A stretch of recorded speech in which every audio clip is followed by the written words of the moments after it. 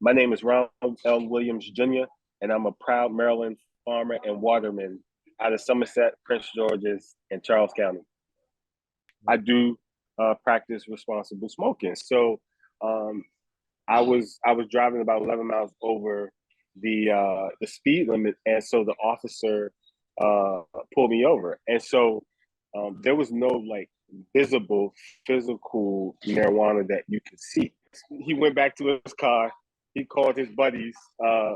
It was an additional car with two additional police in, and he asked me to step out. And, I was like, for what? And so he was like, because we want to check the car. I was like, no, you're not checking my car. So he tried to pull me out the car.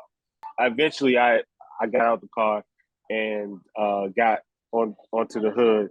And so they arrested me, put me in the back. You can't initiate the stop on suspicion of marijuana odor alone. Because what's the suspicion? Like two cars are driving in the car. How do you smell that? I mean, over time, like I got them expunged and erased.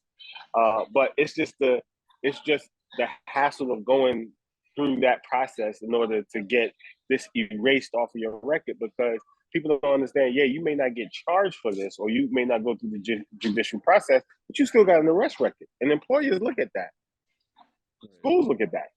Even though this is being decriminalized and it's being stopped in the legal form of going through the courts or it being put on paper, you still will have those officers on the ground that are using those patterns and practices and those methodologies to get into that car or that door to find other things. Now, it is impossible for one law to kind of crack down or crunch down on a pattern and practice that black and white officers have been using as a barometer or as a stick to get into black and brown people's cars for years. But Maryland would be in a better position and place with this, with this in place. I would say to all legislators, look at this legislation seriously and look at it how it impacts your demographic that you represent.